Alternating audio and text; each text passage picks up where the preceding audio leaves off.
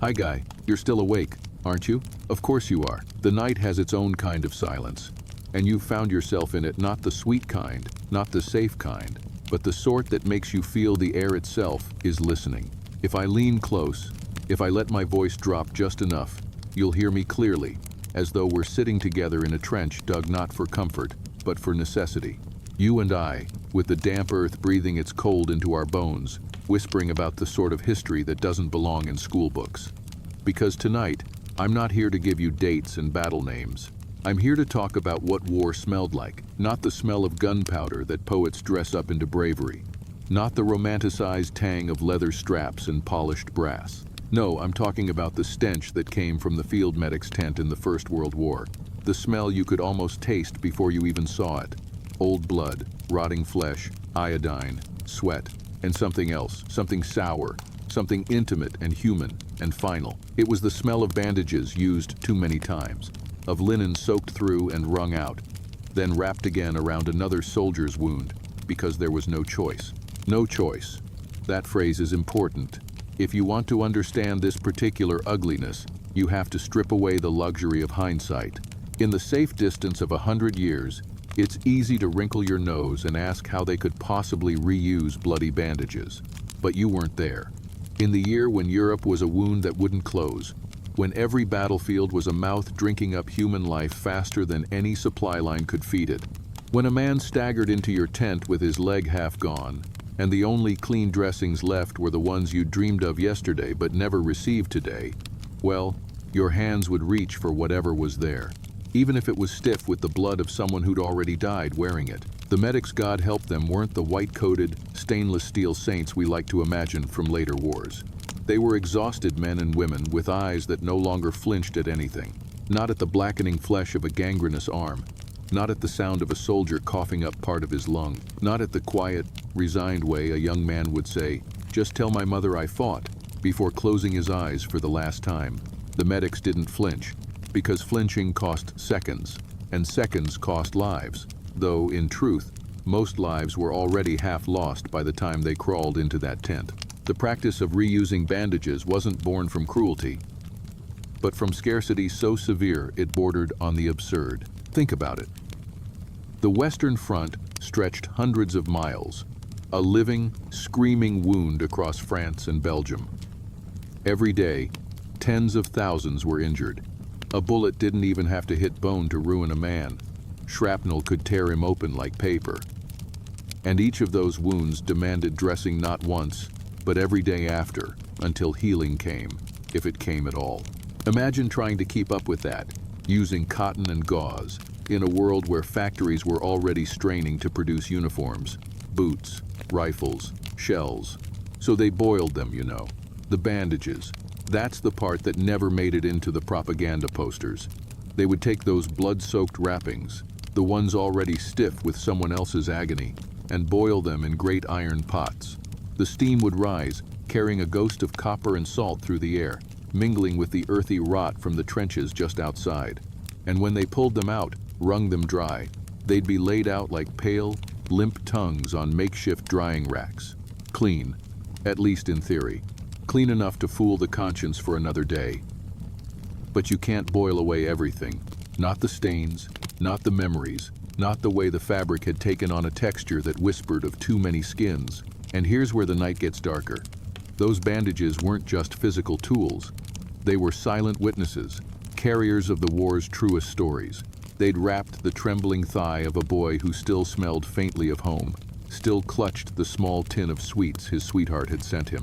Hours later, maybe days, that same strip of cloth would be unwound, rinsed, boiled, and wrapped around the shoulder of a man who'd stopped screaming long before the morphine reached him. I've often thought perhaps too much, perhaps exactly enough, that the real history of the Great War could be told entirely through its bandages. Imagine unrolling one and letting its layers speak. Here, the grit of Flanders mud. Here, the shadow of dried pus where an infection had begun its work. Here, the dark brown-black where arterial blood had sprayed. It would be the war's diary, written not in ink but in the language of fluids and fibers. But that's not what the recruitment posters promised, is it? They promised the romance of the uniform, the clean heroism of a man standing tall against the enemy. They didn't show the medics kneeling in mud so thick it sucked at their boots, pressing their knees into the bodies of the barely living so they could get enough leverage to bind a wound. They didn't tell you that the hospital might just be a tent with a flap that never quite closed, letting in the cold and the smell of cordite and the moans from outside. They certainly didn't tell you that the same linen could cradle a dozen different limbs before the week was out. And it's easy, here in the safe glow of an electric bulb, to wonder about infection, about disease, about the men who survived their wounds only to be claimed by fevers that burned them out from the inside. The medics wondered too, but wondering didn't bring the convoys faster, didn't conjure crates of clean supplies out of the gray air. So they reused. They reused because a dirty bandage was still better than bare skin meeting open air, in a place where the wind itself seemed to carry sickness. You might think the soldiers complained. Some did, at first. A few swore, a few spit the words dirty or filthy through clenched teeth, but most just went quiet, staring at the canvas ceiling above them while someone else's blood was tied around their body. It's a strange thing the way war can shrink, a man's sense of what's acceptable. In peacetime, you'd recoil from touching a stranger's wound. In war, you'd be grateful just to have the wound covered, to feel the faint pressure of cloth holding in the red that wanted to leave you. I remember, and I wasn't there, but the memory comes from the voices of those who were the way one old medic described it to me. He said, "You learn to stop thinking of it as someone else's bandage. You think of it as a bandage, that's all. Just the thing between life and death for the next few hours. You don't ask it to be more." And then he laughed, but it was the brittle laugh of a man who's telling you something he's never told anyone else. I suppose that's what I'm doing now. Giving you the part of history that doesn't make the cut for documentaries or textbooks. The part you have to dig for. The part you have to stay up past midnight to hear. And maybe that's why you're still here, leaning in, letting the darkness between us hold these words like a confidant. Because tonight isn't about battles won or lost. It's about what survival costs when survival has to be paid for in ways that make you flinch. It's about the small, grim decisions that kept some men breathing and sent others into the ground sooner than their time. And it's about the fact that those decisions were made not in grand strategy rooms, but in the cramped, dim-lit corners of medic stations, where hands that hadn't been properly washed in days tied knots in fabric that had already known too much blood. We'll go there together, if you're willing. We'll walk through the tent flaps and into that thick air. We'll watch them work, not as judgmental spectators, but as silent ghosts who understand that the first casualty in war is not always the body sometimes. It's the idea of what's clean, what's right, what's human. And once you've seen it, you'll never look at the word sterile the same way again. So stay close. The night is long, and the story we have to tell doesn't get easier from here. But you asked to know, and knowing means carrying the weight. You don't enter the medic station so much as you stumble into it, as though the earth has been guiding your feet toward it without asking your permission. The flap hangs low, stiff with dried mud, and the handprints of a dozen different men, and the moment you slip through, the air changes. It's thicker here, not just from the lack of wind, but from the way every breath is loaded with the residue of old breath, the exhalations of men who have lain here for hours, days, or perhaps just minutes before being carried back out, feet first. The first thing your eyes find isn't the injured, not yet. It's the steam. It swirls up from a battered metal pot set on a small black stove in the corner, the kind of pot you'd expect to see in a farmhouse kitchen, bubbling soup for a winter night, except what rises here isn't broth. It's water gone cloudy from the threads of linen floating inside, threads that were once white, but now resemble the color of old teeth, their faint yellow deepened in patches to a rusty brown. The pot hisses, spits occasionally, as if resenting the burden of the fabric it's been asked to cleanse.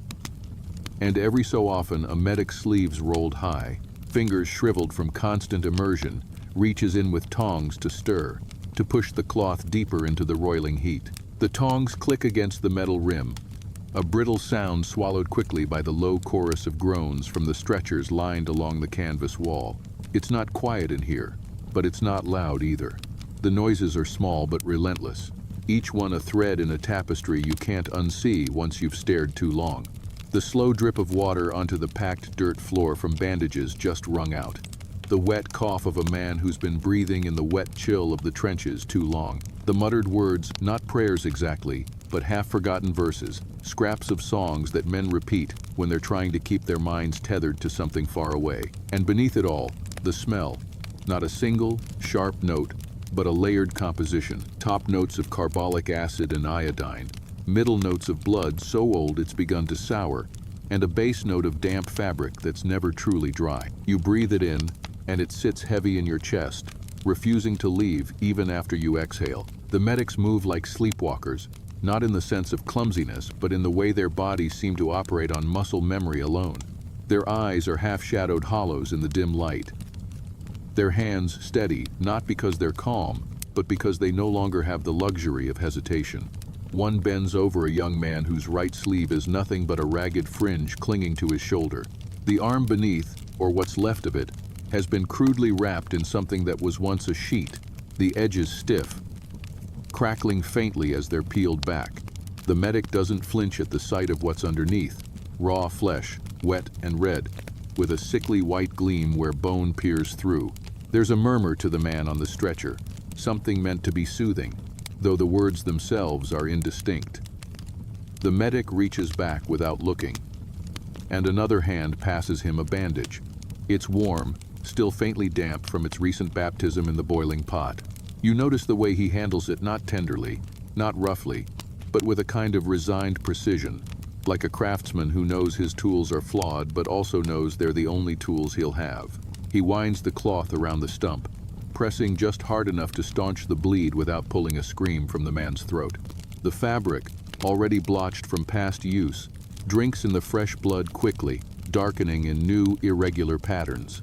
And you realize, whatever story this piece of linen had before whatever arm, or leg, or belly it once held together, it's just been overwritten. One man's wound layered over another's, histories pressed so close together that no one could separate them again if they tried.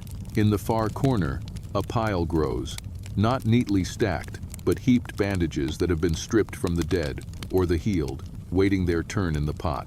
Some are wounds so tight with dried blood that they hold their shape like grotesque sculptures, frozen mid-spiral. Others hang limp, sodden with fluids that no amount of boiling will fully erase. A rat scurries across the top of the heap, bold in the knowledge that no one here has the energy to chase it off. It vanishes beneath the mound, and for a moment the bandages shift as if breathing. A sudden voice cuts through, sharp but not panicked, a medic calling for more water. A bucket is fetched, its metal sides dented, the handle wrapped in a strip of leather to keep it from burning the carrier's hand. The water inside is tinged pink before it even reaches the pot, the result of being scooped from a barrel that's been serving both for washing tools and for washing hands. No one remarks on it. It's poured in, the steam thickens, and the medics keep working. The war outside the tent roars in muted waves, distant artillery, the crack of rifles, but in here, the battle is fought in inches. The inches of bandage pulled tight, the inches between life and the kind of death that makes you wish you'd died sooner. A soldier is brought in on a makeshift stretcher, little more than a door ripped from its hinges and lashed to two poles. His face is gray beneath the grime, lips drawn back from his teeth in a grimace that might be pain, might be the body's final stubborn clutch at breath. His leg is gone from the knee down, the stump bound in something that might once have been a scarf, now soaked through. The medic tending him doesn't have time to wonder whose scarf it was, whether it smelled once of perfume or tobacco. He cuts it away, and the scarf drops to the floor with a wet slap. A glance is cast toward the pot. The tongs dive in, fish out a length of cloth, and without ceremony, the still steaming bandage is wound around the stump. The soldier exhales a sound halfway between a sigh and a groan, his fingers curling loosely against his chest. The medic ties the last knot and moves on. You find yourself watching the bandage itself more than the wound. The way it clings, the way it changes color almost instantly, the way it seems to accept its fate without protest. You imagine it has a kind of memory, that it knows the temperature of different skins, the pace of different pulses, that it has been here before and will be here again, perhaps tonight, perhaps tomorrow, wrapped around someone else entirely. And in that thought, there's something both horrific and strangely intimate. The idea that these men, strangers in life, are sharing the same cloth in death's waiting room. Somewhere behind you, someone vomits. The thin, watery sound swallowed quickly by the dirt floor. No one looks up. A medic wipes his forehead with the back of his wrist, leaving a smear of red across his temple like a crude war paint. Another reaches for the heap in the corner, plucking free a stiff, curled bandage, breaking its shape with a few sharp tugs before dropping it into the pot. The water shivers, then accepts its new burden. The cycle continues. You could stand here for hours and not see an end to it. Men come in, are tended to, are carried out. Bandages are stripped, boiled, dried, reused. The medics barely speak unless they have to. When they do, their voices are low, the words clipped, as though speech is an extravagance they can't afford. Their faces are set in lines that won't smooth out after the war, not ever. And through it all, the bandages keep moving from wound to water, to rack to wound again like some grim river, with no source and no mouth. Only the ceaseless current of necessity. You start to understand why no one tells this part of the story. It's not because it's shameful, though perhaps at Island. It's because it's too easy to forget that war isn't fought in the charge, but in the slow, grinding work of keeping men alive long enough to send them back into it. And in this tent, life and death are measured not in medals or maps, but in strips of linen that have seen too much and will see more before the night is done. You follow it without meaning to that strip of linen, limp and steaming, as it's lifted from the pot and given a brief shake, droplets flinging away to darken the dirt at the medic's feet. It's not remarkable at first glance. It could be any of 100 others hanging in weary rows to dry. But this one is plucked early, still damp, still carrying the ghost warmth of the water that tried and failed to scour it clean. You watch the medic's hands, cracked at the knuckles, nails rimmed in black, despite the constant dunking in water, as they fold the cloth over, once, twice, smoothing it against their own thigh for a moment before turning to the man on the stretcher. The soldier is young, so young that the thin shadow of a beard on his jaw looks almost drawn on, as though someone has tried to paint age onto him and done a poor job of it. His uniform is torn from hip to rib, the fabric stiff where the blood has cooled. He doesn't speak, but his eyes move, darting between the medic's face and the ceiling of the tent, as though searching for something written there that only he can see. The medic presses the bandage against the wound, a tear that runs deep across the belly, glistening with the slow pulse of life trying to leave, and the boy's breath hitches. No cry, no curse, just a tightening of his fingers on the edge of the stretcher. The cloth darkens instantly, as though it's been waiting for this new story to write itself across its fibers. You can almost feel it changing, absorbing not just the blood but the heat, the rhythm, the particular scent that belongs only to this boy and no other. When the medic ties the final knot, the strip is no longer the same one you saw leave the pot. It has become something else heavier, as though it's taken on the weight of this moment. The boy's eyes close, whether from relief or exhaustion you can't tell, and the medic moves on. Hours pass, though in this place time is an abstract thing, measured not by the clock but by the procession of bodies. The boy is carried away, and the bandage stays with him.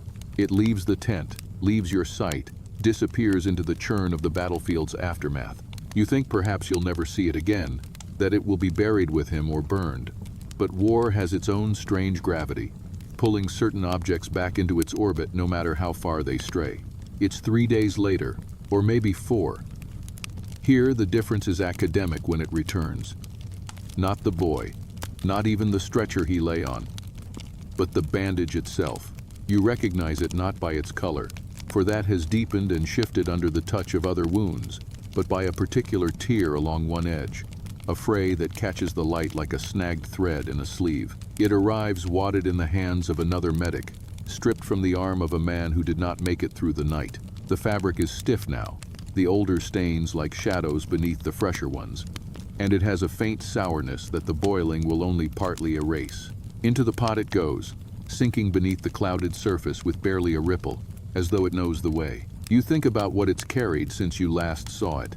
Not just blood, but whatever passed unseen in that blood: fevers, infections, the microscopic armies that march as ruthlessly as any regiment.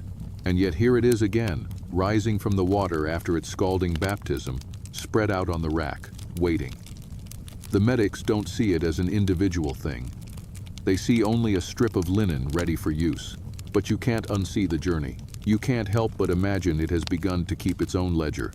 A tally not of men saved or lost, but of the different skins it is pressed against, the different pulses it has felt fade beneath it. The next man it meets is older, or at least war has made him so. His hair is matted, streaked with mud, and his left leg ends abruptly at the thigh, the skin puckered and angry around the crude stitches. The wound isn't fresh, the leg was lost days ago, but the stump has begun to fester, a slow, creeping rot that makes the flesh dark and the smell unmistakable.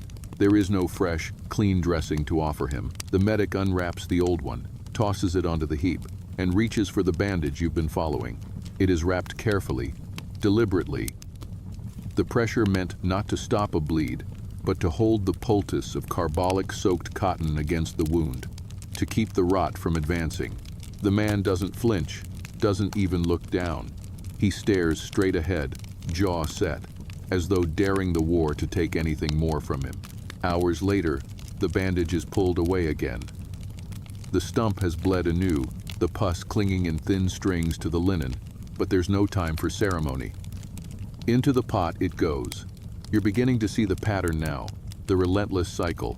Each time it returns to the boiling water, it loses a little more of itself, fibers loosening, weave thinning, yet it remains, pressed back into service because the need outpaces the supply by an unforgiving margin. One night, if you can call it night, when the front is lit by the flicker of distant shell fire, the bandage finds itself pressed against a chest. The man beneath it is gasping, not from a bullet or a shell fragment, but from something invisible, the yellow-green haze of chlorine that rolled silently over the trenches hours before. His skin is clammy, his lips tinged blue, and each cough brings up a froth that stains the cloth, a pale pink. The medic knows the bandage can't save him. It's there to hold a heated poultice, to ease the strain on lungs that are already drowning from within. But still it is bound in place, smoothed flat, tied snugly. The man dies before dawn, and the bandage is removed with a gentleness that surprises you, as though the medic is unwilling to let the final act be anything less than careful. You think about the way this strip of linen has touched more men than most nurses or lovers will in a lifetime, about how it has known their heat, their fear, their surrender. You think about how, in another world, it would have been a tablecloth, or a shirt, or the lining of a baby's crib. Instead, it has become an archive of suffering, its threads holding memories no one will ever read, because the only language they speak is the language of stains. By now, you've stopped thinking of it as just a bandage. It has become a kind of grim companion, its journey a parallel to the war itself. Enduring, absorbing, fraying, and yet continuing because there is no other option. And as the medics move around it, as hands wring it out and tie it anew, you realize that in this tent, in this world, nothing truly leaves. Not the sounds, not the smells, not even the bandages. Everything returns, altered but recognizable, and the cycle grinds on. It's almost dawn when the bandage you've been following returns from the field in a state that makes even the most weathered medic hesitate for a heartbeat. Not because it is too dirty, that's an absurd standard here, but because it looks tired in a way only fabric can, edges curling, threads loosening into tiny whispers that catch on the medic's rough skin. It has been wrung and boiled so many times that its weave is soft in places, almost translucent. And yet it still smells faintly of the men it has touched, an impossible blend of salt, iron, and something sour like old milk left too long in the sundae. It's laid flat on a crate for just a moment, and you notice how the morning light, pale and watery through the tent flap, outlines every imperfection, every fray, as though the sun itself is reading its history in braille. The medic's hands are shaking slightly, not from fear, but from exhaustion so profound it has begun to seep into the bones. He doesn't look at the bandage for long, looking too long at anything. Here makes it too human, and instead he dips it into the pot once more, watching it vanish under the murk. The steam rises, and in that moment, you can almost imagine it sighing. When it emerges, it is called to duty immediately. There is no drying time, no pause. A soldier has just been carried in, limp between two stretcher bearers, his uniform in tatters and his chest opening and closing in shallow, jerking movements that seem more reflex than breath. He's been hit high in the shoulder, the bullet tearing through and shattering the bone, leaving a cavity that leaks bright arterial blood in sharp, rhythmic pulses. There's no tourniquet ready, and the medic knows he has seconds, not minutes, to stop the red from spilling out onto the dirt. The bandage is pressed directly into the wound, folded and pressed again, each turn around the shoulder tightening until the medic's knuckles are white. The soldier groans once, then again, softer, and the medic ties the final knot with a brutal efficiency that doesn't allow for ceremony. Blood blooms through almost instantly, the fabric drinking it in greedily, darkening from pale beige to deep crimson in less than a minute. But the flow slows, the rhythm falters, and against all odds, the man's breaths lengthen just enough for the medic to move on. For hours, the bandage holds. It is the only thing keeping the soldier's life from spilling away entirely. But war does not give anyone the dignity of keeping their wounds private. Late in the night, a fresh barrage begins. Shells landing close enough that the ground beneath the tent shakes, dust drifting down from the canvas seams. One lands near the trench where the injured man has been taken for safety, and when the smoke clears, he's carried back this time with a second wound across his thigh. The medics work quickly, but the bandage is already soaked, and it's slipping, the fibers stretched and heavy. They cut it free, toss it into the heap, and replace it with another strip. You watch as the familiar piece is picked up hours later, crumpled and stiff, and dropped into the boiling water yet again. But something's changed this time. When it's lifted out, it doesn't have the same integrity. Small holes have begun to open along one edge, like tiny mouths gasping for air. The medic turns it over in his hands, fingers probing the weak spots, and for a moment it seems he might discard it entirely. Then a voice calls from the other side of the tent, urgent, sharp. A man has been brought in with both hands burned nearly to the bone, the skin blackened and split from an explosion in the munitions pit. The medics have little for burns except salves and cloth, and the bandage is pressed into service again, folded carefully to pad the charred skin, tied loosely to avoid tearing what's left of the flesh. The soldier whimpers when it touches him, a sound that is more animal than human, but he clings to it all the same, as though the pressure itself is an anchor in the pain. Over the next days, it is called upon again and again, each time for something different. A head wound that will not clot, a shrapnel tear in the calf, a jagged bayonet slash across the ribs. It becomes less a bandage than a patchwork of stains layered over one another, the older ones ghosting faintly beneath the new. It's no longer purely linen. It's part blood, part dirt, part medicine, part memory. And you start to feel a kind of reluctant awe for it, not because it is clean or noble, but because it refuses to stop. Even when the medics mutter about how thin it's gotten, about how it won't last much longer, they keep reaching for it. Perhaps they believe, without saying it, that it has carried some luck, that its survival is somehow tied to theirs. Then comes the day it meets the worst it has ever seen. A soldier is brought in after a direct hit to his trench. His chest has been opened, not in the clean lines of a surgeon's cut, but in a jagged, obscene wound that leaves his breathing ragged and wet. They have nothing large enough to cover it properly, except this bandage, now barely holding itself together. The medic hesitates only a moment before unfolding it completely, pressing it flat over the ruin of the man's torso. His hands are firm, his voice low as he tells the man to keep breathing. Just keep breathing, though both of them know there isn't much left to keep. The cloth darkens instantly, heat radiating through it, and for a brief, strange moment, it almost seems to mold itself to the shape of the ribs beneath. The soldier's eyes find the medic's, and in them is a question neither of them will speak. By the end of the night, the soldier is gone, and the bandage lies crumpled beside him, a collapsed thing that looks smaller than it did before. It's lifted gently, almost respectfully, and taken to the pot again. But when it comes out this time, the holes have widened, the edges frayed into threads that cling to the medic's fingers. It's hung on the rack, but it sags between the lines, water dripping steadily from its corners. You know, looking at it, that it is nearing the end. Yet here, endings are never neat. It will not be discarded with a ceremony or even a second thought. It will simply be used until it can no longer hold together, until the act of wrapping it causes it to fall apart. And you wonder, not for the first time, how many more men it will meet before that happens, and whether any of them will know or care that they are sharing their last hours with the same piece of cloth that has already carried so many others.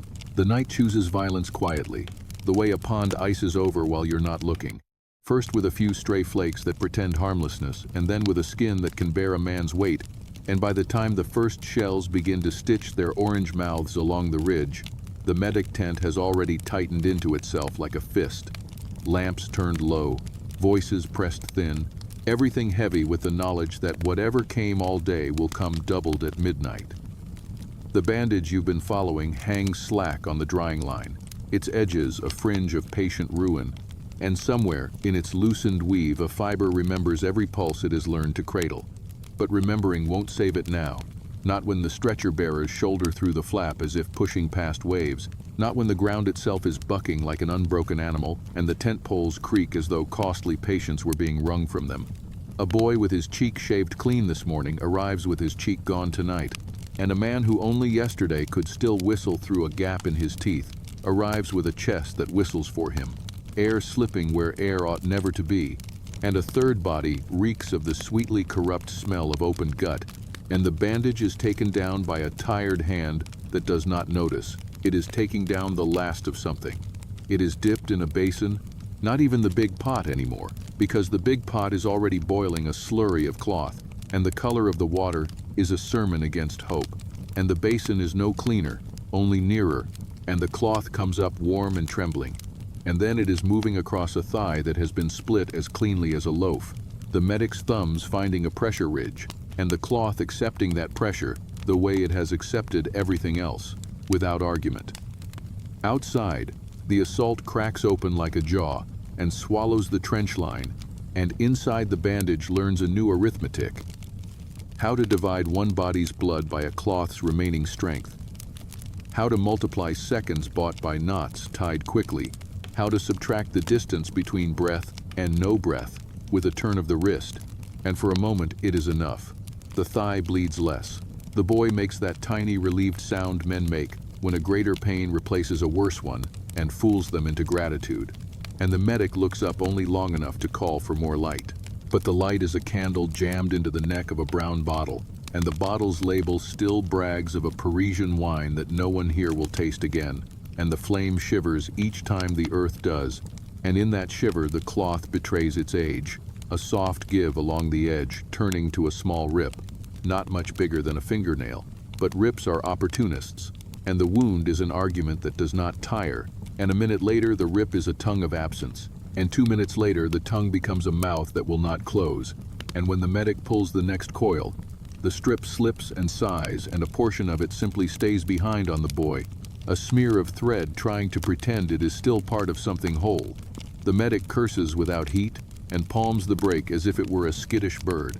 Improvisation coming the way it always comes here, not as inspiration but as surrender to the fact that things fall apart while you still need them, and he pivots the remains, anchors with a safety pin stolen from somebody's kit weeks ago, feels the metal bend, feels the cloth give, makes peace with a fix that will last only long enough to require another. Everywhere is hurry, but it is a particular kind of hurry that knows when to slow, the way his hands slow when the next stretcher offers him a man whose face is intact and whose voice is steady even though the rest of him is not, a private who says, "It's all right" to the medic, as if permission could be granted to reality, and the medic takes the same unraveling bandage and folds it into a pad, not for bleeding this time but as a buffer under a tourniquet that must bite the upper arm without murdering the nerves beneath, and he whines, and the cloth, exhausted, nevertheless finds a last purpose in softness, making a small mercy between rope and skin.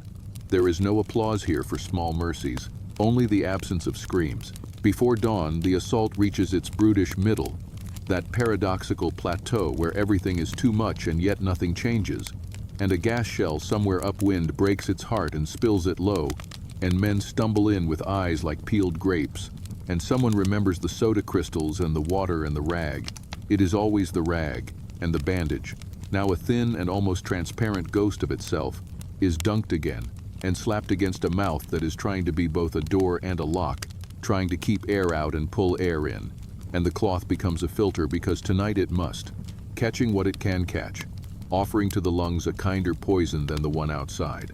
The man lives long enough to speak his father's first name correctly, and then forgets his own. And when they pull the bandage away, it smells of a swimming pool that has drowned a child. And someone turns to throw it aside and finds his hand arrested, not by sentiment, but by scarcity. So severe it feels like superstition. You don't discard the tool that keeps showing up. You wait until it refuses you outright. The refusal finally arrives, disguised as one more task. A corporal with a belly wound so grievous that propriety has no place in its presence. Loops of pink, slick intestine cupped with both of his hands like flowers he knows he must not crush. There is no surgeon here, only a sergeant with a blade he sterilizes over the same candle that has been pretending to be a star all night. And the cloth is called for as a curtain more than a bandage, to cover what should not be watched while the rough work is done. And as it is spread broad the way you spread a tablecloth for a dinner you can't afford, the holes show themselves not as cute mouths now but as gashes, and the weave parts where it should hold. And a corner simply shears off in the medic's grip and flutters down to the dirt so gently that if you weren't looking you'd think it had decided to sleep. This is the moment when an ordinary day would consent to an ending, but the tent is a mill that grinds endings into powder. So the medic tears what remains into narrower bands, letting the rips dictate the line, and what was once a strip becomes a nest of ribbons, and the ribbons are good for tying, and the tying is good for splints, and the splints hold straight what the world has bent, and the corporal who could not be saved for tomorrow is saved for this hour. And sometimes an hour is an empire. In the back, under the low shelf that pretends to be a pharmacy, a nurse with a voice like a cold hand on a hot brow discovers a roll of clean gauze that had been hiding in plain sight beneath a ledger, implacably listing things that are gone, and she brings it forward like a miracle that refuses to call itself one. And for one patient the night becomes briefly modern. The sterile square, the precise fold, the neat knot that looks like it belongs to a picture book no one here owns. But miracles, like rations, do not stretch. And when that one square has made its singular promise, the tent hiccups back into its coarse century, and the torn bandage, our old revenant, resumes its small afterlives. A pad beneath a shivering man's head to stop it from knocking bone against wood. A wick to draw a flood of pus away from the tender rightness growing somewhere under a scab. A sleeve around a glass vial, so it won't crack when a body falls on it in the next tremor of earth. And finally, crudely, a mouth gag for a man who begs for the saw and then tries to fight it, the medic whispering, "Bite this, lad, bite this harder," because in a room that has run out of every nobler anesthetic, a strip of tired linen and a voice that won't lie are the last good things on offer. Dawn unfastens itself from the east as reluctantly as a letter from an envelope, and a wind comes that smells of rain and gunmetal, and the worst passes, not with a climax but with the exhausted tailing off of men who have run out of ways to be hurt tonight, and the tent breathes as a collective creature does after sprinting, shaky and shallow, and the bandage, or what can still be called by that name, lies in the basin like driftwood, left by a receding tide. The medic picks it up piece by piece, as if gathering a broken rosary, and in his hands the ribbons twitch with the memory of being whole. But truth pays in coin that cannot be counterfeited. Some fibers have been asked beyond their strength, asked again, asked a third time, and have at last presented their bill. He could throw them into the latrine trench, could fold them and tuck them into his pocket, as if saving them from oblivion were a kind deed, but instead, he does the only honest thing left. He dries the longest ribbon by the stove and threads it through the eyelets of a field boot whose laces have been cut and lost to panic. Because a living man will need those boots, and because a bandage is still a bandage, even when it becomes a shoelace. And because redemption here is nothing grander than usefulness prolonged beyond dignity. When the corporal dies near noon, softly, as though granting a favor to the room, the sergeant takes one ribbon more and ties 2 sticks into a cross to wedge at the head of the stretcher until they can carry him to the scalloped edge of earth already raised with other men. And the knot holds, ridiculous and sincere, and no one says prayer because each gesture has to be its own prayer. Later, when an orderly sweeps the floor with a broom whose bristles are mostly memory, he finds the smallest corner that sheared off earlier, a curled leaf of cloth as light as a moth's ear, and he lifts it between forefinger and thumb, and for a second does not know if he is about to flick it away or press it to his lips. He does neither. He tucks it under the leg of a rocking instrument tray, and the tray steadies. And there is your liturgy. Things that are finished are never finished here. They are translated into other nouns until the sentence of necessity comes to its period. If you listen closely, there's another sound under the familiar ones. Not the tongs pinging pot rim, not the rasp of canvas, not the gullied thunder of the guns, but the soft grammar of threads giving way, a syntax of surrender that is not defeat but metamorphosis. And you understand that the worst indignity the bandage suffered was never the blood or the boils or the boiling. It was that it had to keep learning new meanings for itself at the exact moment it felt most certain of the old. The way men here keep being sons and then brothers and then bodies and then names on a chit and then, if they are lucky, a letter home that reads like a life. Toward evening, as shadows collect the way old coins do in a drawer, the medic ties the last service from what remains padding under a splint for a boy who has stopped asking questions, and for once the knot slides and will not seize.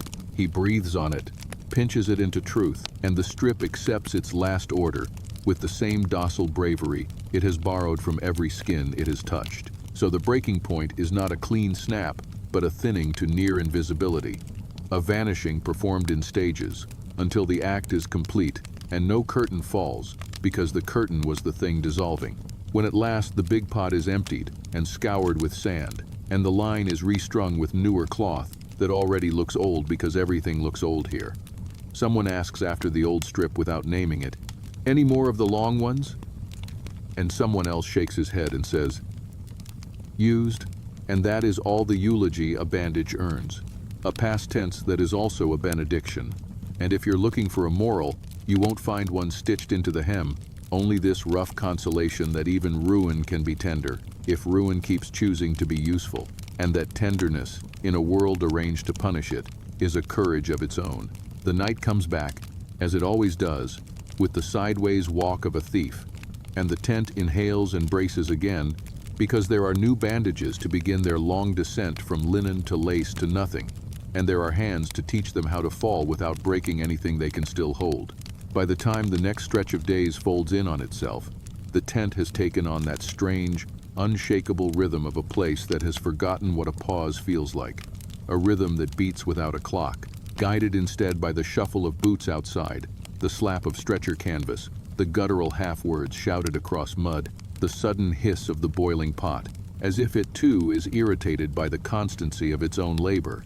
And though the bandage from before has been reduced to threads and knots, its absence is not absence at all, because everything it touched lingers in the tent's air, as if the fabric left behind an afterimage on the eyes of those who handled it. New strips have come to replace it, white for only a handful of heartbeats before the tent teaches them their real color. But one among them catches your attention almost immediately, not for any mark or fray, but for the way it's pressed into a medic's pocket, not rolled or folded, just crumpled there like a scrap of paper someone meant to throw away and couldn't. When it comes out, it's not for a wound, but for a gesture wiping the brow of a man whose skin is so hot it could brand the cloth, a fever that has nothing to do with bullets and everything to do with the dirt lodged in his leg. And as the strip runs along the curve of his temple, it darkens with sweat before it ever knows blood. And there's something about that, the idea that it might be spared for a while, that its service could remain in the margins, that makes you want to believe it will somehow escape the cycle.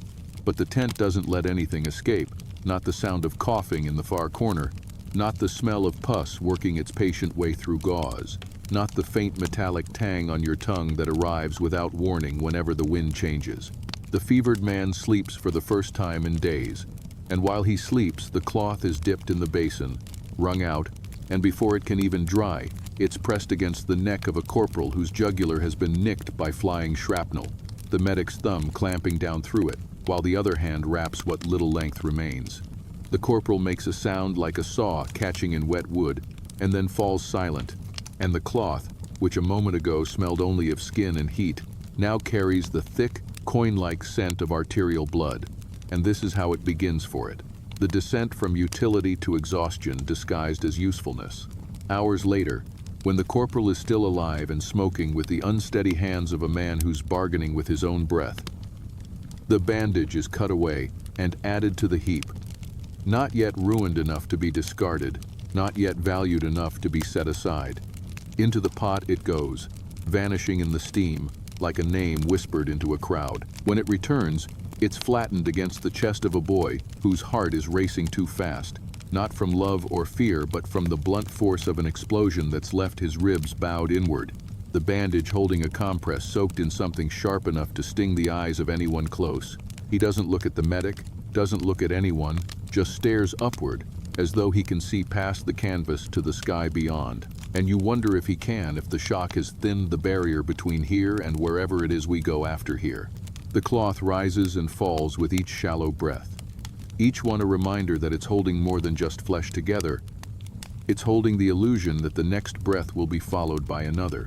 Later, it's pulled away to reveal bruises blooming in colors the cloth cannot hide, and it's tossed back into the water, as if washing it could also wash away the memory of the boy's gaze. There's no romance to the way it's used next. A jagged tear along the calf of a man who's walked himself back from the edge, each step pumping more blood out into the open until he collapsed at the tent's flap. The cloth is wrapped tight enough to make him grit his teeth, but not tight enough to take the leg. And when he's sent to the rear, he touches it once, almost absent-mindedly, as though memorizing the feel of it against his skin. From there, it doesn't rest long, pulled the same night to serve as padding under the straps of a makeshift splint for a sergeant whose forearm has been bent into an unnatural curve. It absorbs the dull ache in the man's jaw, as much as it absorbs the sweat from his skin. And when the splint is removed, the bandage is kept, not for sentiment, but because it's still intact enough to be pressed into something else tomorrow. Days blend into nights until you can't tell one from the other, except by the faces. New eyes, new wounds, same smells, same sounds. The bandage becomes a constant in a way that is almost unsettling, always appearing where it's needed, never quite reaching the point where it can't serve. You start to imagine it has a kind of will, not to survive, but to be present, to witness, as though it knows that being here is the only way to matter in a place where nothing lasts. And then, in a moment that feels like it's been rehearsed, it's taken up for something different entirely. A baby-faced private, barely old enough to shave, is carried in with his ear torn away, blood running hot and fast down his neck, and the bandage is wound around his head like a crude crown. The medic's hands gentle in a way you don't often see here, as if honoring the fact that the boy still has enough of a face left to recognize himself in a mirror someday. By the time it's removed again, the cloth is heavy with everything it's been asked to carry, its fibers thick with stories no one will tell, and as it's lowered into the pot once more, you realize it's not just being cleaned, it's being prepared for whatever comes next, as though this boiling is less about purity and more about readiness. And you can't help but think that readiness is the only virtue the war rewards. Readiness to be hurt, to be used, to be changed beyond recognition. The cloth knows this now, and so do you. In the tent, there is no hierarchy of suffering, only the order in which it arrives, and the bandage, always near the top of that order, moves toward the next task without hesitation. Because hesitation is a luxury, it, like everyone here, was stripped of long ago. It comes back into your sight on a night that feels swollen with foreboding. The kind of night where the tent canvas itself seems to shiver, not from wind but from the pulse of distant detonations that roll through the ground like an animal dragging its weight toward you. And you find the bandage there in a medic's palm, limp and compliant, as if it has already agreed to whatever will be asked of it. It has been boiled, yes, but the smell of the last man still lives faintly in it, the sourness of long infection, the ghost of iron in the threads, and the medic doesn't bother to smooth it. There's no time for neatness when the flap bursts open and the stretcher bearers stumble in with a load so fresh from the front that steam still rises from the torn uniform, the heat of blood meeting the cold air. The wounded man is groaning, but not in words, only in a low, constant moan like a hinge that will never close. His leg shattered from knee to hip by something that didn't just pierce but bit, and the bandage is pressed into the cavity where the thigh used to be whole, the medic's knuckles whitening with the force of the hold, the other hand working in short, practiced arcs to wind it tight enough to push back the tide, but gentle enough not to tear what is left of the muscle. You can see how it drinks in the red, the way the threads darken instantly, swelling with the burden, and yet there's something patient in it, as though it understands that its task is not to heal, but to buy minutes, buy a fighting chance, buy the time it takes for a man's eyes to stop rolling and focus again. The medic doesn't let go until the knot is tied, and even then he keeps a palm on the dressing, like a blessing he's reluctant to lift. Before he moves on to the next cot where another man waits, his scalp opened by a falling beam, hair matted with blood and dirt in equal measure. The bandage is gone from the medic's hands now. But you follow it in your mind, still wrapped around the leg, still warm against the skin, still holding together something that wants to come apart. Hours later, it comes back soaked, heavy, almost black in places, and is stripped away with the same speed as a shirt in a fire, dropped into the pot without ceremony, the steam curling up to kiss the medic's chin before vanishing into the dim rafters. When it's pulled out, the water has loosened the weave even more, the edges beginning to curl into themselves like dying leaves. But there is no such thing as retirement here, only rotation. It's wrung out, slapped against a table, and a moment later it's patting the splint of a boy whose wrist has been twisted until bone splintered under the skin. His face pale with the shock of seeing his own hand refuse to obey him, and the cloth cushions that splint not out of kindness, but out of necessity. The wood would bite worse than the fracture if it met skin without a buffer. From there, it barely rests before being torn from the splint and pressed into service again. This time against the side of a man gasping through the aftermath of mustard gas, his skin blistered in patches that weep constantly. The bandage soaks up more than fluid. It soaks the smell, acrid and cloying. A smell that will cling even after boiling. A smell that settles in the back of the throat and refuses to be swallowed down. The man grips it with both hands, pressing it hard into his ribs, as if afraid it might be taken away before he's ready. And maybe he knows on some instinctual level that nothing here stays with you for long. Not comfort, not breath, not even pain. It all gets handed off to the next in line. The bandage leaves him at dawn, stripped away by hands that do not apologize. And by evening it's holding shut the belly of a soldier who has been gutted but not killed. The medic folding it again and again to create a thickness that might hold in what the body can't. There's a point in the night when the tent feels like the center of the earth, a place where all things eventually arrive, carried in on the backs of men or in the arms of fate, and the bandage is part of that gravity now. It moves between bodies, as if guided by some grim magnetism, appearing wherever the worst needs covering, disappearing only long enough to be scalded back into pliancy. You think about how many pulses it has felt under its threads, how many last breaths have heated it from beneath, and it becomes almost unbearable to see it treated as just another strip of cloth when it has borne witness to more endings than any one pair of eyes could hold. And yet that is the nature of this place. Everything is just another something until it isn't. Late in the watch, when the lamps are nearly out of oil and the medic's shadows have grown long and gaunt on the canvas walls, a man comes in with a wound so savage it seems to have been carved rather than inflicted, a diagonal slash from hip to ribs, deep enough to have opened the architecture of his body to the cold air. There's no surgeon here, only a medic with trembling hands and a jaw set tight enough to ache, and the bandage is called upon as the first and last defense, folded thick, pressed down until the man's scream splits the tense air like a flare, then wrapped, turn after turn, until the white is gone and only red remains. The knot is tied in silence, the medic's breathing ragged, and the bandage holds not perfectly, not cleanly, but enough to let the man's chest rise a few more times before the world claims him. When it is taken off this time, the cloth is nearly unrecognizable, not because of what's on it, but because of what's been taken from it. The fibers are thin, the strength leached out by too many wringings, too many grips, too many nights like this. Still, it's not thrown away. It will not be thrown away. It will hang by the stove until it is needed again, and it will be needed again, because here, the only thing more certain than death is that nothing useful is ever truly allowed to die. Daylight doesn't arrive here like a blessing.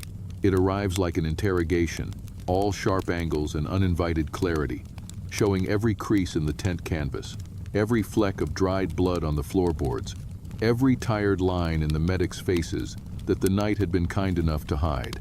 And in that pale, intrusive light, the bandage looks more fragile than it ever has, hanging from a peg near the stove as if pretending to be forgotten. But the pretense doesn't last because the world outside is already breaking again. The sound of shells cutting across the morning like teeth through cloth. And then the sudden swell of shouting, boots in mud, the stretcher bearers stumbling through the flap with eyes wild from running into the blast zone and back. They bring a man first whose shoulder has been turned into pulp by shrapnel. The meat of it shredded so badly, it glistens like a butcher's counter.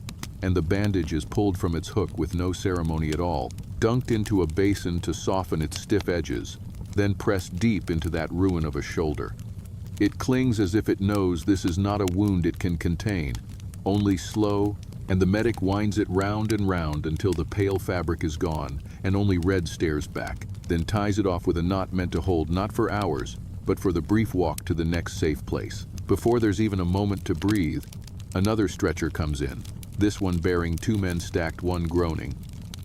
One already too still, and the groaning one has a deep slice across the lower abdomen, the kind that leaks in more than one color, and the medic doesn't even bother with the pot this time, just grabs the bandage from the first man, still warm, still wet, and folds it over twice before laying it across the gash.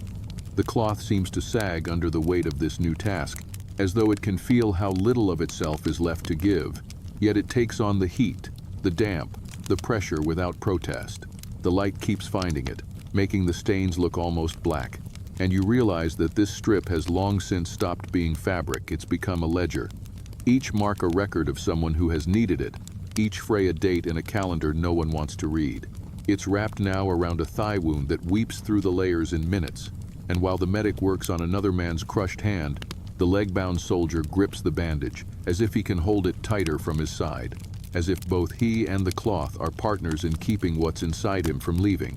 When it's stripped away again, the fibers resist, stuck to dried blood like old promises to the skin, and when it comes free, it carries some of that skin with it, leaving behind a pattern that looks almost deliberate, almost like the war has tried to sign its name. Into the pot it goes again, and the steam rises, but it's thin now, evaporating faster than usual, as though even the water has learned to tire of this work. There's no pause before it's back in play. An artillery shell has chewed through a dugout, and the medics are hauling in men who look as if the earth itself has bitten them. Faces half buried in dirt, lungs rasping with soil they'll never cough out. One man's neck is open just below the ear, and the bandage is pressed there, the medic's fingers trembling for the first time in hours, not because of fear, but because his body is remembering how many times it has done this. The strip is short now, shorter than it used to be, after one end had to be cut away in the night to tie off a splint, and it barely meets itself when wrapped, but it meets enough to hold, and that is all that's asked. The man nods, barely, as if to thank it, though his eyes are already slipping closed. By afternoon, the cloth is back again, limp in the medic's lap, as he sits on an overturned crate to wring it out. The water running from it is tinted a strange brown, neither entirely blood nor entirely mud, a blend that seems to sum up the battlefield itself. He turns it over in his hands, and for a second it looks as if he might set it aside, let it dry and fray quietly. But the tent doesn't deal in sentiment before the thought can take root. Someone shouts for more dressings, and the strip is moving again, toward a chest wound that whistles with each breath. It's bound there until the man is moved, and when the medic unwinds it later, the bandage is softer than it should be, worn down to something that feels more like paper than cloth, yet still, somehow, it holds together when lifted. You can't help but feel that this is how everything here survives, by holding together just long enough to be handed off to the next crisis. And as the sun starts to sink, staining the sky with the same rust color the bandage knows so well, you realize it has lived through another day, not by luck, not by mercy, but by the grim, endless rotation that defines this place, where nothing is ever new, only reused, rewound, rewritten in a script of stains and knots. And you know, without needing to see tomorrow, that it will be here again. Because in this tent, survival is not a matter of being spared, it's a matter of being needed. And this strip of cloth has never stopped being needed. Night doesn't fall here so much as it seeps in, slow and thick, sliding under the tent flaps and into the bones of everyone inside until even the breathing seems heavier. Lamps glow low, shadows lengthen, and the medics' voices grow quieter, not out of peace, but because there's no strength left for volume. And in that heavy hush, the bandage hangs in the corner, not on a drying line now, but draped over the back of a chair, as if even its own weight is too much for the worn threads to bear. It looks more like a rag from a kitchen floor than something that's kept men alive. Its weave thinned to the translucence of onion skin, one edge curling inward like a dying leaf. The stains no longer distinct, but merged into a single uneven color that refuses to name itself. A new roll of gauze waits on a shelf nearby, white, whole, and untouched, but the medics don't reach for it yet, because new things are saved here for moments that feel like a gamble worth taking. And this is not that moment. This is the hour where necessity trumps everything, and when the flap bursts open under the weight of two stretcher bearers hauling in a man half-carried, half-dragged, with his head lolling and his breath catching in jerks, the medic's hand goes straight to the chair, straight to the old bandage, as if guided by muscle memory. The man's chest is a wet ruin, a wound so deep you can hear air bubbling through it with each inhale, and there's no time to think about fibers or holes. The strip is pressed flat across the cavity, the medic's palm sealing it there, while his other hand reaches for tape that ran out yesterday. Someone produces a pin instead, jamming it through cloth and uniform into skin that no longer feels much. And for a few heartbeats, the cloth holds not because it is strong, but because the medic's hand doesn't leave it. And in that pressure, there's a strange intimacy, a transfer of will more than of material. When the man is moved again, the bandage comes back in the medic's grasp, limp, hot, and leaking from every pore of its fabric. It should be thrown aside. Everyone knows it. But it isn't. There's no aside to throw things to. It's dropped into a basin, swirled in water so cold it shocks the steam from its surface, wrung until the medic's knuckles whiten, and hung for only minutes before it's called for again. A soldier with his forearm split from wrist to elbow by a bayonet. The gash wide enough to swallow two fingers, the bleeding constant but not urgent enough to claim fresh gauze. The bandage winds around it loosely, its frayed edges sticking up like the ruff on a weary bird. And for once it's not tied tight. It's just enough to keep the wound from gaping while the man waits for his turn under the lamplight.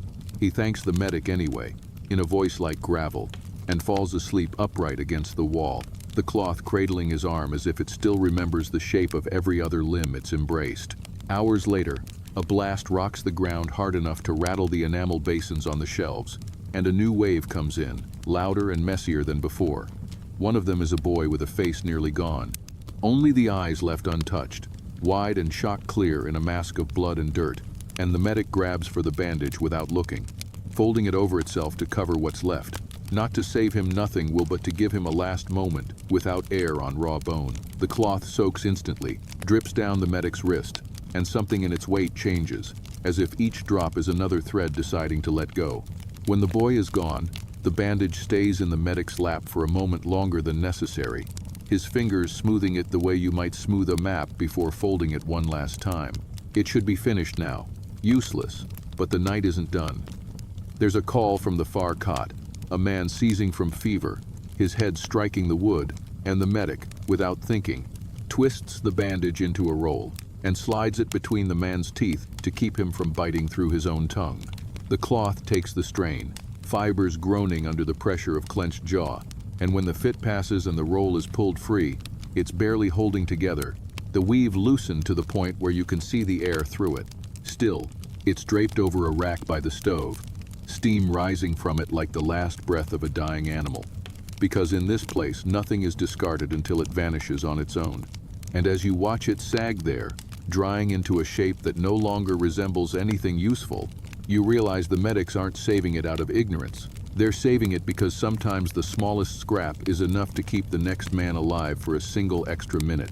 And here, a minute is a miracle disguised as something ordinary. By the time it happens, the bandage is no longer really a bandage at all, but something between a shadow and a memory, the fabric so thin that light passes through it in uneven veins, its once firm edges unraveling into a fringe of loose whispers that tangle together whenever the wind sneaks under the tent flap. It lies folded in the corner beside the stove, Not because it's been set aside for retirement, but because no one has had the heart, or perhaps the cruelty, to throw it into the refuse pile. And here, mercy is measured less in sentiment than in the possibility that even the weakest scrap might still be called to service. And that call comes on a morning that begins with a sound like God clearing his throat, the sky splitting with the crack of artillery that falls not in waves but in a single, unbroken scream, the ground jumping under boots, the canvas rippling with the force of air displaced by impact. The stretcher bearers are already inside before the echo fades, hauling a man who's been caught in the spray of stone and shrapnel when a wall gave way, his scalp peeled back to the crown, his hair matted with blood so thick it gleams black in the dim light. The fresh gauze rolls are already gone, spent in the first half hour of the barrage, and the medic's hand, moving almost without thought, finds the folded scrap by the stove. It is dipped once in a basin whose water has long since lost the right to be called clean, wrung gently so as not to tear it, then spread over the wound with a tenderness that makes you ache to watch. The man flinches only once, his eyes locked on the medic's, and the cloth molds itself to the curve of his skull, the frayed edges trembling against his temple each time he breathes. It should end there, in that small act of covering, but war never permits endings to arrive where you expect them. Hours later, after the man has been sent to the rear, the medic retrieves the cloth from a pile of used dressings, surprised to find it still whole or whole enough to be dangerous to throw away. It's rinsed, not boiled, because the stove is busy heating a kettle for tea that no one will finish, and left draped over the back of a chair. Before it can dry, another call comes.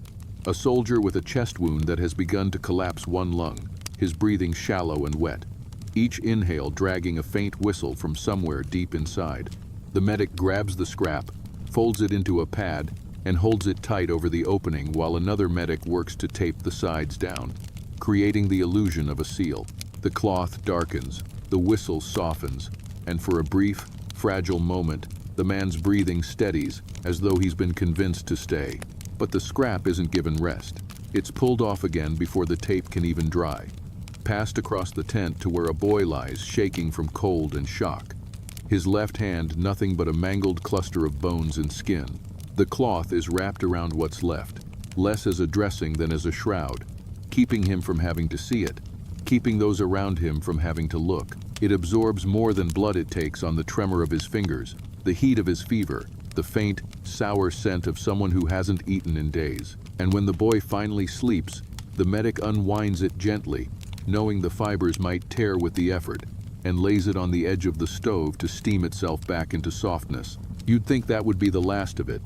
But the night is young in the way only war nights can be, endless in both directions, and a commotion near the flap brings in a man half dragged by two others, his ankle shattered, bone pushing against the skin from the inside like a secret trying to get out. There are no splint pads left, nothing to buffer the wood from the raw swell of the joint, and so the scrap is twisted into a makeshift cushion, tied clumsily but securely, its frayed ends fluttering like small flags each time the man shifts. It holds through the setting of the splint, through the cries that tear loose from his throat, through the slow, exhausted collapse into something like sleep. When the medic finally unknots it, the cloth comes away damp, faintly warm, and somehow still in one piece, though one corner now hangs by only a few threads, as if it's ready to separate at the first strong pull. By the time the tent quiets, if such a place can ever be called quiet, the scrap is back in its corner by the stove, sagging under the weight of everything it has been made to hold in such a short span. It doesn't know, and the medics don't know, if it will survive another night. But it will be there when the next shout comes, not because it is strong enough, not because it is new enough, but because it is there, and here, that is, all the qualification anything needs to be called into service again. It waits without waiting, because things like this do not possess patience, so much as they simply endure. Slouched in the corner by the stove where the air is warmer but never quite clean, a limp remnant of linen that once had the dignity of being whole, but now resembles the wing of a moth too long pinned under glass, its threads splayed and uneven, the weave thin enough to suggest it might dissolve if you stared at it too hard. And yet it remains, not because anyone has decided to keep it, but because the decision to discard is always postponed here, where even the smallest piece of something once useful is treated like a coin that could still be spent if the right need arises. The right need arrives not as a dramatic entrance, but as a stumble, a sagging silhouette in the flap of the tent. Two men half carrying, half dragging a third whose head lolls, as if the muscles have given up the argument with gravity.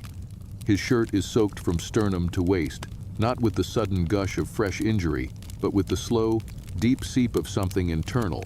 And when the medic cuts the fabric away, the truth rises up like steam. There is a wound in the belly that has been leaking for hours, perhaps a day. The flesh around it tender and swollen, the color of raw fruit left out in the sundae. There's no sterile dressing left, no clean cloth wide enough to cover the exposed organ. And the medic's gaze passes over the tables, the shelves, the heap of used bandages, until it lands on the corner by the stove. He doesn't hesitate, because hesitation here is a kind of cruelty. He lifts the scrap, cradling it almost the way you might hold a letter that's been folded and unfolded too many times, and brings it to the basin for a rinse that does nothing to erase its history, but makes it pliable enough to shape. When it's laid across the wound, the cloth doesn't so much cover as it conforms, sinking into the hollows, catching on the uneven edges of torn flesh. The medic folds it twice at the center to give the illusion of thickness, then ties it down with a strip torn from the man's own trousers. The knot sitting just above the hip bone like some crude parody of a belt. The patient groans but does not open his eyes. The bandage warms quickly, and you can almost feel its fibers relax, as if recognizing that this, finally, is not a temporary task, it is the last one. For the next 2 hours it stays there, absorbing, shielding, keeping the flies at bay, while the tent fills and empties around it in a constant tide of moans, shouts, and the hiss of boiling water. And then the man dies, so quietly that the medic doesn't notice at first. He's bent over another cot when someone says his name and he glances back, sees the stillness, and exhales through his teeth. There's no question of reusing it this time. The cloth is lifted away with a kind of unspoken reverence, not because it has been sanctified by the man's death, but because its own body, the linen's body, is spent beyond retrieval. One corner comes off in the medic's hand, the thread snapping with the faint sound of dry grass breaking underfoot. He doesn't toss it onto the heap. Instead, he carries it outside, into the gray light that makes everything look older than at island. Behind the tent, there is a shallow pit, where the worst of the waste is burned, things too contaminated, too tattered, too far gone, even for this place's economy of salvage. The medic crouches there, sets the bandage down on a small pile of splintered cratewood, and strikes a match. For a moment the flame hesitates, licking the edge without catching. But then the dry fringe flares, and the whole strip folds into fire, curling in on itself as if trying to protect its own center from the inevitable. The smoke is thin and acrid, carrying the faint ghost of all the bodies it has touched. And as it lifts into the air, it feels almost like a soul being unpinned, released from the endless rotation of wound to pot to wound again. The medic watches until there's nothing left but a smear of blackened thread in the ash, then grinds it into dust with the heel of his boot. When he straightens, the noise of the tent rolls back into his ears, calling him to another man, another wound, another strip of cloth that has not yet learned what it means to be finished. And he goes, because here there is no time to mourn a bandage any more than there is time to mourn a man. But still, for the rest of the day, each time he reaches for a dressing, he thinks without meaning to of that last scrap, and of the way it finally stopped being needed, not because the war had grown kinder, but because it had given every thread it had to give. You don't leave a place like this so much as it lets you go, and even then it's not a clean departure but a slow loosening, as if the canvas walls have learned the shape of your shoulders and the dirt floor knows the weight of your boots, and it takes a while before you realize you're outside, blinking at a sky that has no business being this wide, after so many hours under low beams and smoke-thick air. The sound follows you at first, the wet coughs, the clipped orders, the hiss of the pot, and for a while you think it might stay stitched into your hearing forever, until the wind lifts and you hear only the wind. And that's when you notice your hands are still curled, still in the position of holding pressure on a wound that isn't here anymore. The ground out here smells different, less of blood, more of mud and cordite, and something faintly sweet from a field that hasn't yet been trampled into history. and you stand in it feeling as though you've stepped off the edge of the known world into a place that will not forgive you for surviving. Somewhere inside the tent, another strip of cloth is being wound tight around someone who will or will not see morning, and you know without looking that the ritual hasn't changed. The knot tied with fingers that no longer feel their own skin, the face turned away from the patient's eyes because looking too long risks remembering them later. The same strip destined to pass through more hands and more flesh before the week is done. You think of the one that burned, the scrap that finally escaped the cycle, and it occurs to you that perhaps it was luckier than most men here, because it got to end on its own terms, in its own moment, with the dignity of nothing left to give. That's a rare thing in a war that takes until there's still more to take, in a place where usefulness is the only currency and no one is allowed to keep it for themselves. The road away is rutted and wet, the kind of mud that keeps a print long after the foot has gone, and you realize that if you walked back tomorrow your boot would find the same hole, the same depression, as if no one else had stepped there in the meantime. You think about how memory works like that, how it holds the shape of certain moments so stubbornly that no matter how many days pass, you step right into them without meaning to. In your mind, you can still feel the texture of that last bandage between your fingers, the way the threads lifted under your touch, as though trying to leave before you asked them to, the strange lightness of it, when it was no longer strong enough to be trusted with a man's life. And you wonder if the medics felt it too. That moment when something stops being what it has been and becomes only what's left of it. Out here, the air is colder, cleaner, and you can almost taste the absence of that tense breath. But it doesn't free you. It only sharpens the edges of what you've seen, the way stepping out of shadow makes you more aware of its shape. You keep walking because stopping would mean turning around, and turning around would mean seeing the flap lift again to let through another stretcher. Another story you will not be able to forget no matter how hard you try. Somewhere ahead there will be another aid station, another corner where clean cloth waits to learn what it was made for, another pile of boiled and wrung out strips that believe, for a few heartbeats, that they have been returned to purity. And somewhere, perhaps in that very tent, there will be a medic reaching instinctively for the most worn piece at hand, because the old ones know better than the new ones how to fit themselves to a wound, how to bear the weight of heat and pressure and the slow seep of life. You can't decide if that's a mercy or a cruelty, to be so practiced in being used. Maybe it's both. Maybe it's always both. You think about how nothing in that tent truly belongs to itself, not the men, not the tools, not even the air, and you realize that's the nature of this war. It teaches you to be shared, to be passed from one crisis to another, until your edges fray and your center thins, and someone finally says, "You've done enough," even if what they mean is you can't do it anymore. By the time the sun begins to fall behind the ridge, the wind has shifted and brought with it the faintest trace of smoke from the burn pit behind the tent, a smell you recognize without needing to see the source. You imagine that somewhere in that ash is a single black thread from the bandage you watched burn, and you catch yourself thinking of it not as trash, but as something freed, something finished. The thought is so alien here that it almost feels dangerous, as if allowing yourself to believe in completion might weaken your grip on the tasks still ahead. And there will be tasks ahead, there always are. Men will keep coming, wounds will keep opening, cloth will keep moving from clean to used to clean to used again, and the tent will keep breathing in the same damp rhythm long after you've gone. What leaves with you is not the relief of leaving, but the knowledge that you could walk into any other tent on any other front and find the same story playing out, only with different faces, different hands, different scraps of fabric, tracing the same cruel circuit. You don't speak about it when you reach the trucks, waiting to carry you further from the line.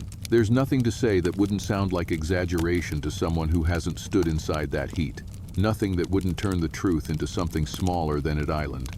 So you carry it quietly, the way the medics carry their exhaustion, the way the bandages carry their stains, without complaint, without ceremony, without expecting anyone to thank you for the burden. And maybe that's the only honest way to hold it close enough to feel its weight, far enough not to let it crush you. But in the back of your mind, as the engine starts and the road jolts you into motion, you hear it again. The hiss of water meeting hot fabric, the small sigh of cloth pulled from the pot, the knot tied in the low light. You know you'll hear it for years, maybe forever, in rooms that are too quiet or nights that are too long. And when you do, you'll know it isn't just the sound of a bandage being readied, it's the sound of someone, somewhere, trying to keep another minute alive. And if you've learned anything from the tent, from the men, from the cloth itself, it's that a minute is sometimes the largest gift the world can afford. Not a cure, not a rescue, not a salvation, just a minute. Enough for one last breath, one last word, one last glance at a sky that will outlive all of this. You don't need more than that to understand why nothing in that place was ever really thrown away. Why even the smallest scrap was held onto until it vanished on its own terms.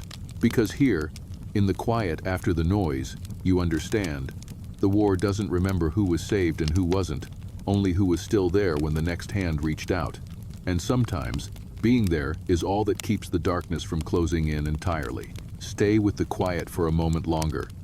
Let it settle into you the way the night settles into the bones, not rushing, not demanding. Tomorrow, I'll be here again, and there will be another corner of history that doesn't make it into the parades or the textbooks, waiting to be unwrapped in the low light.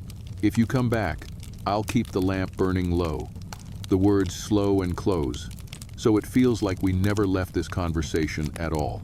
Until then, keep a little room in your hands for the weight of what you've heard tonight, because some stories aren't meant to be carried alone. I'll meet you here, same hour, and we'll open the next one together.